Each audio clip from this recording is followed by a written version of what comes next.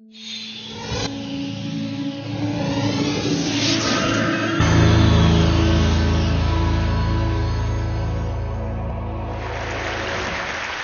you have 21 minutes to speak, 2 million years seems like a really long time. But evolutionarily, 2 million years is nothing. And yet in 2 million years, the human brain has nearly tripled in mass, going from the 1¼ pound brain of our ancestor here, habilis, to the almost 3-pound meatloaf that everybody here has between their ears. What is it about a big brain that nature was so eager for every one of us to have one? Well, it turns out when brains triple in size, they don't just get 3 times bigger, they gain new structures. And one of the main reasons that our brain got so big is because it got a new part called the frontal lobe, and particularly a part called the prefrontal cortex. Now, what does a prefrontal cortex do for you that should justify the entire architectural overhaul of the human skull in the blink of evolutionary time? Well, turns out the prefrontal cortex does lots of things, but one of the most important things it does is it is an experience simulator. You know, pilots practice in flight simulators so that they don't make real mistakes in planes. Human beings have this marvelous adaptation that they can actually have experiences in their heads before they try them out in real life. This is a trick that none of our ancestors could do, that no other animal can do quite like we can. It's a marvelous adaptation. It's up there with opposable thumbs and standing upright in language as one of the things that got our species out of the trees and into the shopping mall. Now, all of you have done this. I mean, you know, Ben & Jerry's doesn't have liver and onion ice cream, and it's not because they whipped some up, tried it, and went yuck. It's because without leaving your armchair, you can simulate that flavor and say yuck before you make it. Let's see how your experience simulators are working. Let's just run a quick diagnostic before I proceed with the rest of the talk. Here's 2 different futures that I invite you to contemplate, and you can try to simulate them and tell me which one you think you might prefer. One of them is winning the lottery. This is about $314 million, and the other is becoming paraplegic. So just give it a moment of thought. You probably don't feel like you need a moment of thought. And interestingly, there are data on these 2 groups of people, data on how happy they are. And this is exactly what you expected, isn't it? But these aren't the data. I made these up. These are the data. You failed the pop quiz and you're hardly 5 minutes into the lecture. Because the fact is that a year after losing the use of their legs and a year after winning the lotto, lottery winners and paraplegics are equally happy with their lives. Now, don't feel too bad about failing the first pop quiz, because everybody fails all of the pop quizzes all of the time. The research that my laboratory has been doing, that economists and psychologists around the country have been doing, have revealed something really quite startling to us. Something we call the impact bias, which is the tendency for the simulator to work badly. For the simulator to make you believe that different outcomes are more different than in fact they really are. From field studies to laboratory studies, we see that winning or losing an election, gaining or losing a romantic partner, getting or not getting a promotion, passing or not passing a college test, on and on, have far less impact, less intensity, and much less duration than people expect them to have. In fact, a recent study, this almost floors me, a recent study showing how major life traumas affect people suggests that if it happened over 3 months ago, with only a few exceptions, it has no impact whatsoever on your happiness. Why? Because happiness can be synthesized. Sir Thomas Browne wrote in 1642, "I am the happiest man alive. I have that in me that can convert poverty to riches, adversity to prosperity. I am more invulnerable than Achilles. Fortune hath not one place to hit me." What kind of remarkable machinery does this guy have in his head? Well, it turns out it's precisely the same remarkable machinery that all of us have. Human beings have something that we might think of as a psychological immune system, a system of cognitive processes, largely non-conscious cognitive processes, that help them change their views of the world so that they can feel better about the worlds in which they find themselves. Like Sir Thomas, you have this machine. Unlike Sir Thomas, you seem not to know it.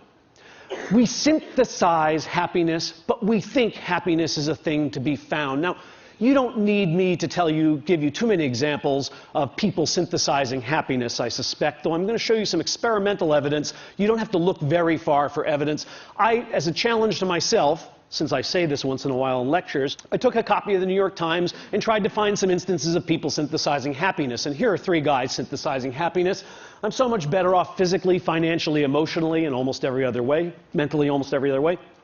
I don't have 1 minute's regret. It was a glorious experience. I believe it turned out for the best. Who are these characters who are so damn happy? Well, the first one is Jim Wright. Some of you are old enough to remember. He was the chairman of the House of Representatives. And he resigned in disgrace when this young Republican named Newt Gingrich found out about a shady book deal he had done. He lost everything. Most powerful Democrat in the country, lost everything. He lost his money, he lost his power. What does he have to say all these years later about it? I am so much better off, physically, financially, mentally, and in almost every other way. What other way would there be to be better off? Vegetably, minerally, animally? He's pretty much covered in there. Maurice Bickham is somebody you've never heard of. Maurice Bickham uttered these words. Upon being released, he was 78 years old. He'd spent 37 years in Louisiana State Penitentiary for a crime he didn't commit. He was ultimately exonerated at the age of 78 through DNA evidence. And what did he have to say about his experience? I don't have 1 minute's regret. It was a glorious experience. Glorious! This guy is not saying, well, yeah, there's some nice guys. They had a gym. It's glorious, a word we usually reserve for something like a religious experience. Harry S. Langerman uttered these words, and he's somebody you might have known but didn't, because in 1949 he read a little article in the paper about a hamburger stand owned by these 2 brothers named McDonald's, and he thought, that's a really neat idea. So he went to find them. They said, we'd give you a franchise on this for $3,000. Harry went back to New York, asked his brother, who was an investment banker, to loan him the $3,000, and his brother's immortal words were, you idiot, nobody eats hamburgers. He wouldn't lend the money, and of course, 6 months later, Ray Kroc had exactly the same idea. It turns out people do eat hamburgers, and Ray Kroc, for a while, became the richest man in America. Oh, and then finally, you know, the best of all possible worlds. Some of you recognize this young photo of Pete Best, who was the original drummer for the Beatles, until they, you know, kind of like sent him out on an errand and snuck away and picked up Ringo on a tour. Well, in 1994, when Pete Best was interviewed, yes, he's still a drummer, yes, he's a studio musician, he had this to say, I'm happier than I would have been with the Beatles. Okay, there's something important to be learned from these people, and it is the secret of happiness. Here it is, finally, to be revealed. First, accrue wealth, power, and prestige, then lose it. Second, spend as much of your life in prison as you possibly can. Third, make somebody else really, really rich. And finally, never, ever join the Beatles. Okay, now, I, like Z. Frank, can predict your next thought, which is, yeah, right. Because when people synthesize happiness, as these gentlemen seem to have done, we all smile at them, but we kind of roll our eyes and say, yeah, right, you never really wanted the job. Oh, yeah, right. You really didn't have that much in common with her, and you figured that out just about the time she threw the engagement ring in your face. We smirk because we believe that synthetic happiness is not of the same quality as what we might call natural happiness. What are these terms?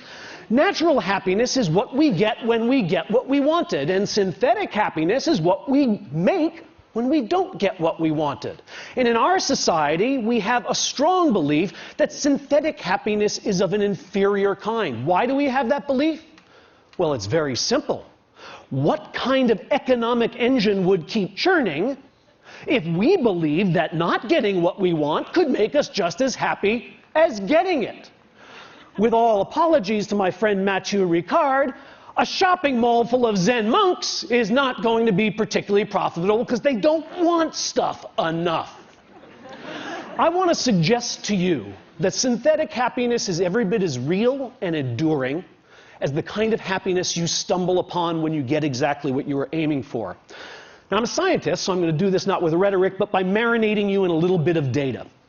Let me first show you an experimental paradigm that is used to demonstrate the synthesis of happiness among regular old folks. And this isn't mine. There's a 50-year-old paradigm called the free choice paradigm. It's very simple. You bring in, say, 6 objects, and you ask a subject to rank them from the most to the least liked. In this case, because the experiment I'm going to tell you about uses them, these are Monet prints. So everybody can rank these Monet prints from the one they like the most to the one they like the least. Now we give you a choice. We happen to have some extra prints in the closet, and we're going to give you one as your prize to take home. We happen to have number 3 and number 4, we tell the subject. There's a bit of a difficult choice because neither one is preferred strongly to the other, but naturally people tend to pick number 3 because they liked it a little better than number 4. Sometime later, it could be 15 minutes, it could be 15 days, the same stimuli are put before the subject, and the subject is asked to re-rank the stimuli. Tell us how much you like them now. What happens? Watch as happiness is synthesized. This is the result that has been replicated over and over again. You're watching happiness be synthesized. Would you like to see it again? Happiness. The one I got is really better than I thought. That other one I didn't get sucks.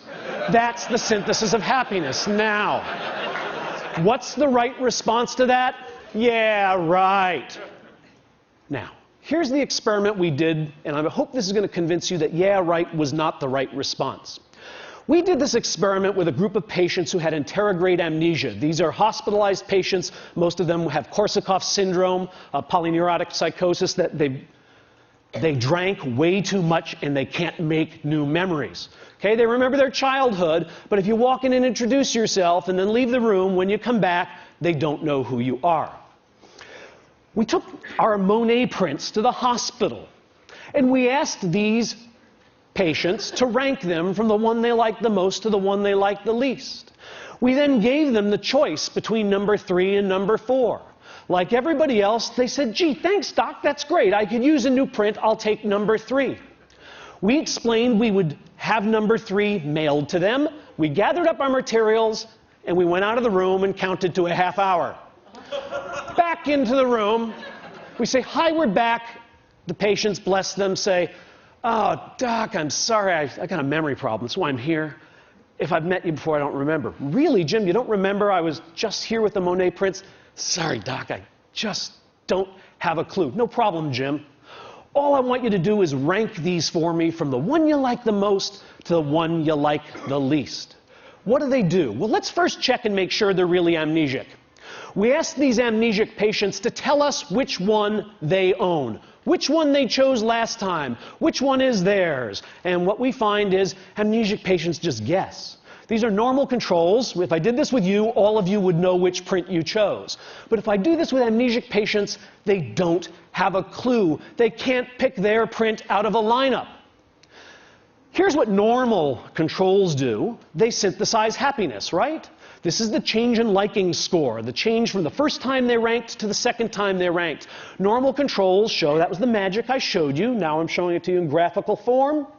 The one I own is better than I thought. The one I didn't own, the one I left behind, is not as good as I thought. Amnesics do exactly the same thing. Think about this result. These people like better the one they own, but they don't know they own it. Yeah, right is not the right response. What these people did when they synthesized happiness is they really, truly changed their affective, hedonic, aesthetic reactions to that poster. They're not just saying it because they own it, because they don't know they own it. Now, when psychologists show you bars, you know that they are showing you averages of lots of people. And yet, all of us have this psychological immune system, this capacity to synthesize happiness, but some of us do this trick better than others. And some situations allow anybody to do it more effectively than other situations do. It turns out that freedom, the ability to make up your mind and change your mind, is the friend of natural happiness, because it allows you to choose among all those delicious futures and find the one that you would most enjoy. But freedom to choose, to change and make up your mind, is the enemy of synthetic happiness. And I'm going to show you why. DanGilbert already knows, of course. You're reading the cartoon as I'm talking. DanGilbert's tech support, how may I abuse you? My printer prints a blank page after every document. Why would you complain about getting free paper? Free? Are you just giving me my own paper? Egad, man, look at the quality of the free paper compared to your lousy regular paper. Only a fool or a liar would say that they look the same. Now that you mention it, it does seem a little silkier. What are you doing? I'm helping people accept the things they cannot change. Indeed. The psychological immune system works best when we are totally stuck, when we are trapped. This is the difference between dating and marriage, right? I mean, you go out on a date with a guy and he picks his nose. You don't go out on another date.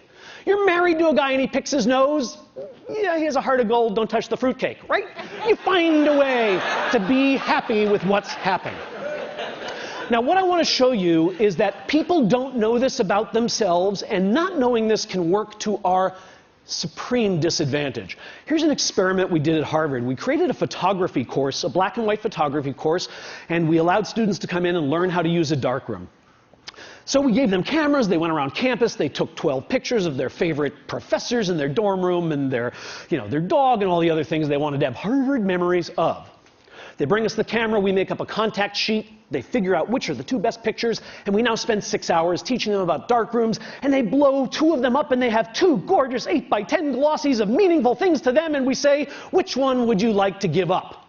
They say, I have to give one up? Oh yes, we need one as evidence of the class project. So you have to give me one, you have to make a choice, you get to keep one, and I get to keep one. Now, there are 2 conditions in this experiment. In one case, the students are told, but you know, if you want to change your mind, I'll always have the other one here, and in the next 4 days before I actually mail it to headquarters, I'll be glad to, headquarters, I'll be glad to swap it out with you. In fact, I'll come to your dorm room and just give me an email. Better yet, I'll check with you.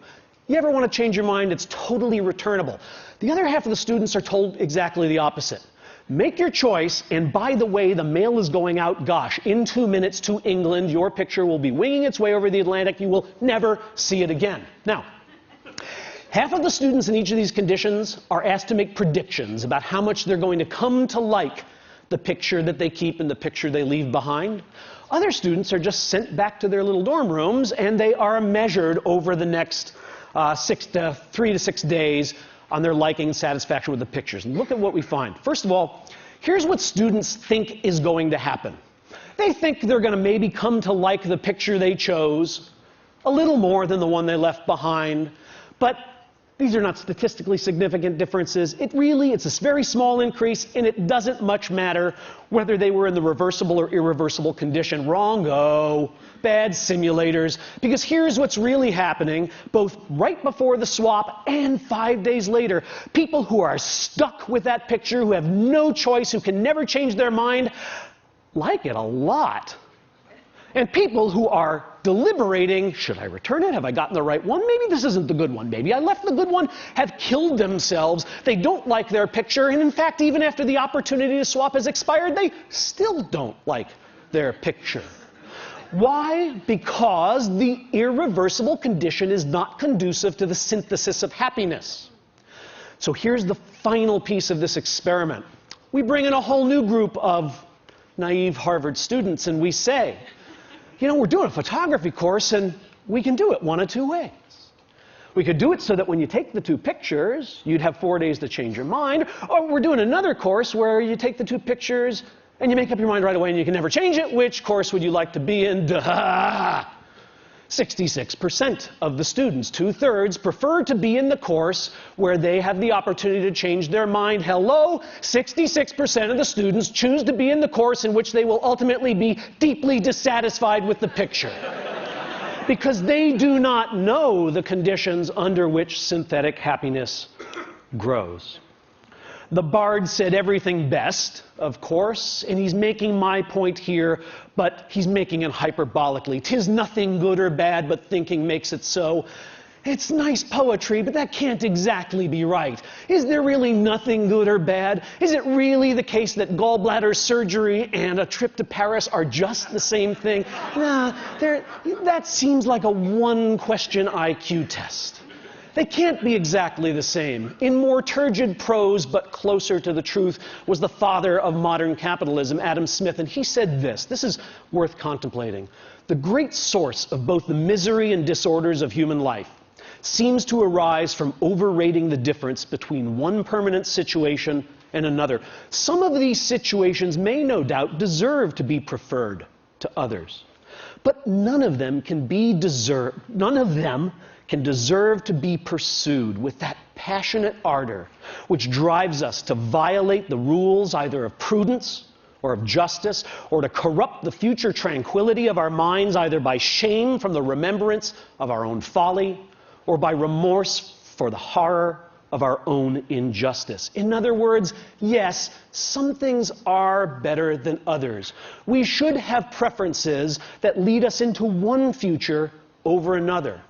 But when those preferences drive us too hard and too fast because we have overrated the difference between these futures, we are at risk. When our ambition is bounded, it leads us to work joyfully. When our ambition is unbounded, it leads us to lie, to cheat, to steal, to hurt others, to sacrifice things of real value. When our fears are bounded, we're prudent, we're cautious, we're thoughtful. When our fears are unbounded and overblown, we're reckless and we're cowardly. The lesson I want to leave you with from these data is that our longings and our worries are both to some degree overblown because we have within us the capacity to manufacture the very commodity we are constantly chasing when we choose experience. Thank you.